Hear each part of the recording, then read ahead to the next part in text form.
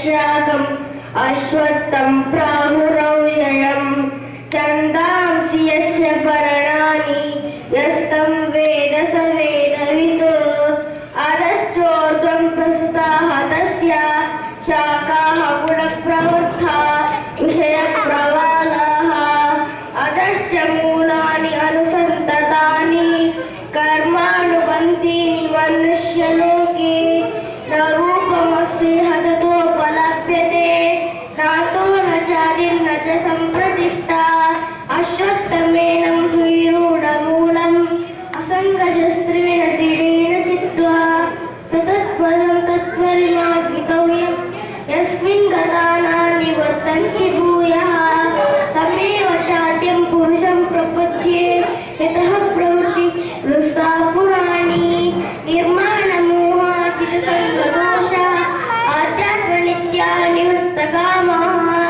द्वन्द्वैर्मुक्ताः सुखदुःखसंज्ञैः गच्छन्त्य मूढाः पदम् अव्ययं ततत् भासयते सूर्यो न शशाङ्को न पावकः यद्गत्वा न निवर्तन्ते तद्धाम परमं मम ममैवांशो जीवलोके जीवभूतः सनातनः मनश्शिष्टानि इन्द्रियाणि प्रकृतिस्थानि कर्षति शरीरं यदवाप्नोति यच्चाप्युत्क्रामतीश्वरः गृहीत्वा एतानि संयाति वायुर्गन्धानि वाशयात् श्रोत्रं चक्षुस्पर्शनं च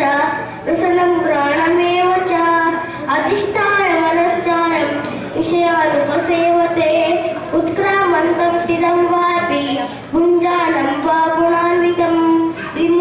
विमूढानानुपश्यन्ति पश्यन्ति ज्ञानचक्षुषः एतन्तो योगिनः पश्यन्त्यात्मन्यवस्थितं एतन्तो प्रकृतात्मानो नैनं पश्यन्ति चेतसः यदादित्यगतं तेजो जगद्भासयते किलं यच्चन्द्रमसि यच्चाग्नो तत्तेजो विद्धि मामकम् गामाविश्य च भूतानि कारयाम्यहं ओजसा पुष्णामि चौषधीः सर्वाः सोमो भूत्वा रसात्मकः अहं वैश्वानरो भूत्वा प्राणिनां देहमाश्रितः प्राणापानसमायुक्तः पचामि अन्नं चतुर्विधं सर्वस्य चाहं हृदि सन्निविष्टो मत्तस्मृतिज्ञानं अपोहनं च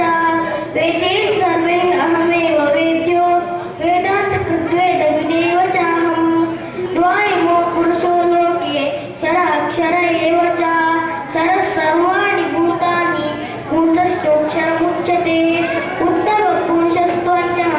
परमात्मेति उदाहृतः यो लोकत्रयमाविश्यः बिभर्त्यव्य ईश्वरः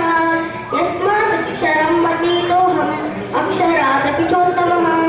अतोऽस्मि लोके वेदे च विदितः पुरुषोत्तमः यो मामेव सम्मूढो जानाति पुरुषोत्तमं स सर्वं वदति मां सर्वभावेन भारत इति गुह्यतमं शास्त्रम् इदं मुक्तं मया नघ एतद् बुद्धबुद्धिमानः स्यात् कृतकृत्यश्च भारत इति पुरुषोत्तमयोगो नाम पञ्चदशोऽध्यायः।